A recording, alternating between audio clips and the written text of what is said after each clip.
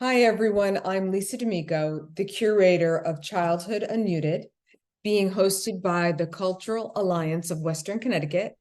And I am here with the very talented artist, Barbara Chen.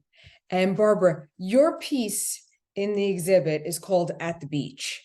And I know we have discussed this already, but for benefits of the tape, I really felt as a curator and also as an artist, but as a curator in this capacity, that your piece really had such a universal feel. Because can you show the piece? I mean, I'll incorporate it into the video, but I'm happy to show the piece. Here it you is. can get a sense of the size and so on. But it is so charming. And we've all either been that child or seen that child. Now, do you remember your inspiration for this?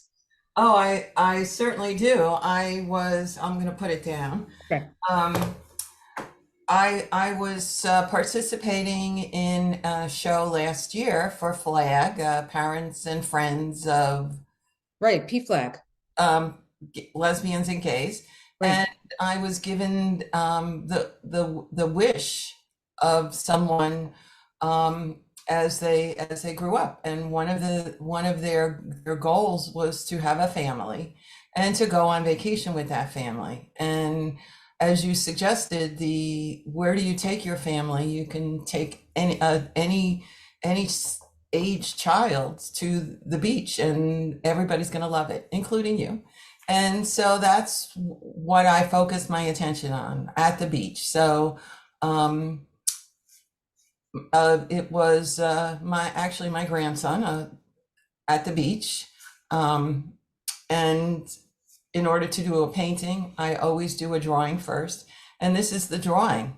And I love the drawing. And everyone I've shown this drawing to has loved it. They liked my treatment actually of the sand. How do you, in a somewhat geometric way, how do you portray sand? Well, sands are really little circles, little spheres, and that's how I drew it. And you got to have a little pizzazz in there. So I made them various shades of gray and brown. And It, again, drawings can be black and white, but beaches are tan and brown. So I had to add that into the piece also. And I just love this piece yeah, myself. it's spectacular. And I love I agree. I think the way you treated the sand was very clever and joyful. They almost have a bubble feel to them. Exactly. And that's another element of childhood. Right. Exactly. And for everyone listening, you have a very unique style of painting and drawing. Can you elaborate on that? Um, I had a friend came over for the first time, and I was showing her this. I was showing her some of my artwork. And when I was in college, I took art classes, and one of the assignments was to do something cubist. And I did, and I just really identified with that. It just, the flow of the lines just really struck me, and I've been doing it like that ever since. Wow. I've taken I've been working in a similar way for 40 years now. You you may have been inspired by Cubism, and I can see that influence, but you have made it your own. You've created your own aesthetic that is so identifiable. I can see work and not even have to read the artist's name to know it's yours. And to me, that is really one of the signs of a true artist who has become Thanks. so you become so seasoned, and you've worked so hard at it that you brought it to another level, and Picasso plays no part in it. Well, yeah, yes. I mean, you have to internalize what you do. That means you love it and you enjoy what you're doing. And the other thing is I always listen to music when I'm painting and drawing.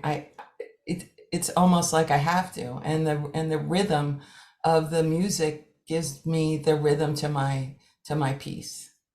Do you lean towards any type of music, or it's whatever's on the radio? Well, mostly jazz. I mean, my husband is a musician. He's a drummer, hence the rhythm. I mean, we got rhythm all over the place. And he's into rock, and my children are into rock, and certainly they grew up on the Beatles, um, but now I'm listening to jazz It, mostly. it's interesting that I did not know this prior to speaking to you, but when I look at your work and I think about your work right now, I can see how there is a rhythmic element to it, without a doubt. That's really fascinating, because as an artist, I don't listen to music when I work because it does influence my work. Uh, And it kind of, for me, it's almost distracting. But for you, it's it just adds to the richness of what you do. it's a required element almost. Barbara, that's great. Thank you so much for talking to me about your wonderful piece at the beach. I recommend everybody please see Barbara's work in the exhibit at cawct.org, and also follow Barbara and go to her website, and all this information will be included in this video. So Barbara, again, so great speaking with you. Thank you. Always a pleasure. Thanks, Lisa. Have a good day.